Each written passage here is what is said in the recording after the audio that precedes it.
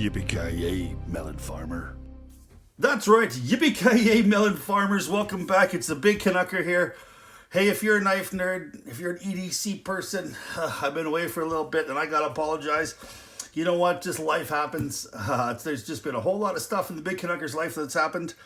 And damn it, if you ever see me in person, kick me in the junk for referring to myself in the third person. I hate that. Anyways, been a lot of problems in my life. My pop had a stroke, thought he was going to die, but he pulled through.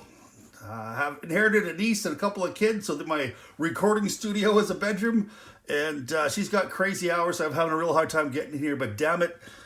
I decided it's time because I miss you guys like a mofo. And I just want to get back to making some good content and sharing some stuff with my friends out there. And I appreciate you guys so much for hanging around. All right, let's go to the tabletop because we got one that has been, I think, kind of a grail in my life.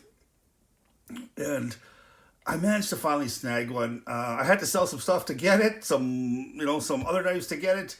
Because it was a pricey one. So let's go have a look here. It happens to be a Spyderco Drunken or Drunken. I'm not exactly sure. Most people I think call them Drunkens. S90V. I love this knife. A little bit of a precursor to that. Now, before we head to the tabletop, please don't forget to subscribe, like, share, comment. All that stuff helps the algorithm and helps me get back out there. Appreciate it so much, but let's go to the tabletop. All right, here we have the Spyderco Drunken that comes in a gorgeous padded case. Doesn't come with a box. It's kind of a high-end knife that Spyderco has made out there. And I think a lot of this was designed and built just to show off the prowess of the Spyderco manufacturing, because it is not your kind of your everyday little knife. Now, it is in Taichung, Taiwan, and it is one of the best, I think, manufacturing plants for knives in the world.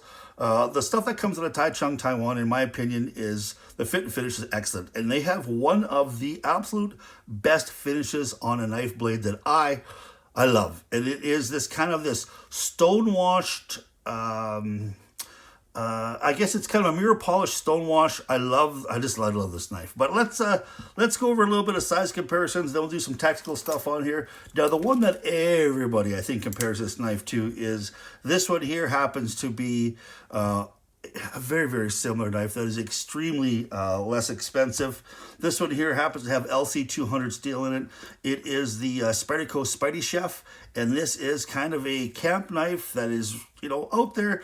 I think a lot of people use that to do a little bit of cooking with it. All right, so and this one here is beaten up to hell. I ended up smoothing this off here, and I'm going to do something with this here in a little bit. But yeah, this one here has been used and abused. Another Spyderco, or another, Sinkovich, and this one happens to be a Sinkovich and Todd Rexford. This one here happens to be this one here is called the 0850, and it is, you can see it's got some real cool little highlights. It's very reminiscent of kind of a gun. These look like kind of bullets in the back spacer, and this little thumb stud here too looks like a little cylinder. I really like this knife, and the only thing it's missing is a lanyard hole. Damn it, you know how much I love my lanyard holes. Okay, so that's just a couple of comparisons to it. Let's go over the technical aspects of this knife. Overall length is 8 inches long. Not that I'm familiar with 8 inches, but it is 8 inches long. Closed length is 4.61. That seems a little more in line. I'm just kidding. All right, blade thickness is 3.5 millimeters or 0.138. It is tip-up carry, right hand only. And a lot of people have had some issues with this clip, and let me get to that here at the end. Blade length is 3.45, which is, as far as I'm concerned, one of the best kind of type sizes. 3.5 inches is just sub 3.5 inches, because there are some municipalities out there, counties, or some places where you have to have less than 3.5, and this is just a smidge under 3.5, so you're going to get yourself not in trouble by the old popo. All right, edge length is 3.45 inches long, so it is, hey, you're not missing anything on the edge length. The handle is carbon fiber with titanium, and it is a really, really nice carbon fiber, by the way. The steel is Crucible Particle Metallurgy CPM S90V, which is, as far as I'm concerned, one of the best edge holding steels out there, and actually fairly good to sharpen too as well. You're better off getting a diamond plate to sharpen this rather than some of your old corundum and your old kind of Arkansas stones. I'm not sure. I think you'll be there dishing out a stone for a long time if you don't have a diamond stone sharpening this thing up. But luckily, it holds an edge for a long time, so you don't have to worry about that at all. It is fully flat ground, except for this tiny little bit at the top here. So it slices and dices like a laser beam. And it is, like I said, only right-hand tip carry, 3.8 ounces, so it's fairly light in the pocket. It really disappears. And the one thing about this knife that it's kind of a little bit bizarre is the fact that it's on it's on washers. There's no bearings in here, but it is still extremely smooth. I mean, it's not like drop shut smooth like you can get some of the other knives out there, but it's to that kind of Reeves, that Chris Reeves kind of hydraulic feel to it. It's so smooth, and it's just an absolutely gorgeous knife all the way around. I know it is pricey as hell, but we'll get over that. We'll go over that in a second here. But let's just have a look here. You can see, I'm not sure if you can see up close here, that each bit of this titanium on this backside has been milled in this swirl pattern. It gives it just a little bit of class as far as I'm concerned. And then over here on the other side, the carbon fiber side, and let's see if you can hear that. It's got the exact same thing on the carbon fiber side. I think it's just absolutely gorgeous. Now, this stone-washed, mirror-polished edge, one of the things it does when somebody, when Taiwan or any of the other Spyderco companies or Spyderco manufacturer plants do that, it makes everything really nice and rounded and chamfered, including the Spidey hole. There's no kind of, I know, because there's some Spidey holes out there that if you get your thumb in there, you can actually shave your thumbnail. It's so darn sharp. Even the back on some of them is crazy sharp, and the jimping too as well. I mean, the jimping is really, really comfortable. I mean, this here is, in Canada here, I think this is about a little over $800. In the good old US of A, it's around a little under 600, $577. I see it, I think, at Blade HQ. I don't think this is a knife that you're going to want to be out in the bush using your ferro steel to start a fire with. This is a larger size gentleman EDC. It's not like the real thin one that's going to fit in your top pocket, your front pocket, but it's going to be one that you're going to put in your pocket. And I think that anybody who is a total knife guy is going to see that right away, and they're going to go, ooh, like, this is nice. This is really, really nice. And it is. Now, one of the knocks, though, on it, it's not all great, is I wish they would have done something a little bit different with this clip. Now, you can see where this clip here has kind of rubbed back and forth here, and it's created a little bit of a spot underneath there into the titanium. And I don't want to crank this down so hard that it's going to, strip out. I might look at getting a different clip down the road, but, that was the one kind of a real big knock on this, is that it kind of went, back and forth. Now, I ended up taking this and kind of bending it a little bit too as well. So it is better than it is factory. I think I got this, 3 or 4 months ago, and I don't exactly remember how I bent it. I just remember that it was a little bit of a hot spot, but it's no longer anymore.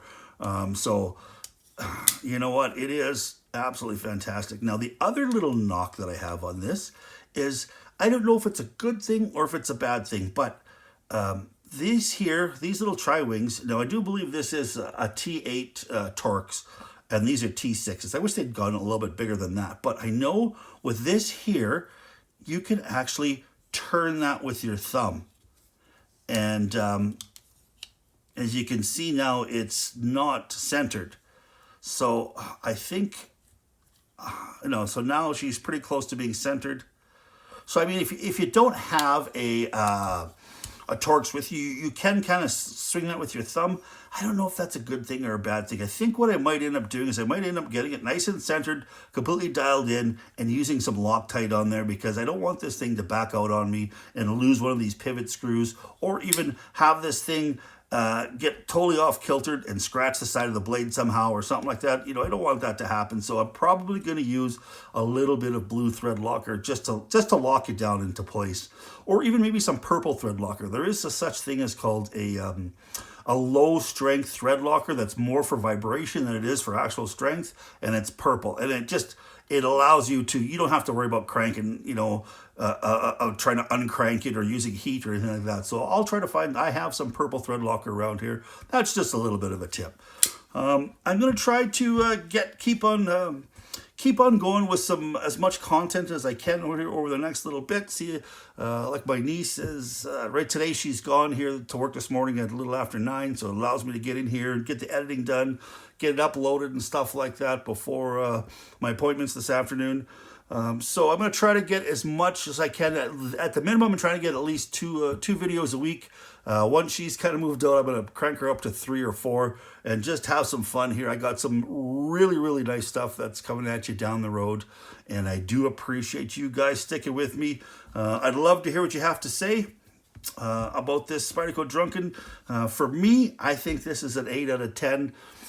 You know what? I'm going to give it a 9 out of 10. That clip is the biggest thing that I don't like, and this will be solved here, I think, with just a little bit of a thread locker. But I like the fact that it is quite ergonomic. I love the fact that it's got this. It's just a beautiful, beautiful knife to me. It's a beautiful object. You know, the ergonomics, I mean, are good. They're not, you know, I've had knives that have got better ergonomics, but I'm not going to be sitting there hacking through a great big tree outside or anything like that. This is going to be for opening packages, opening letters. I'm heading out to a wedding or something like that. I want to have a blade in my pocket.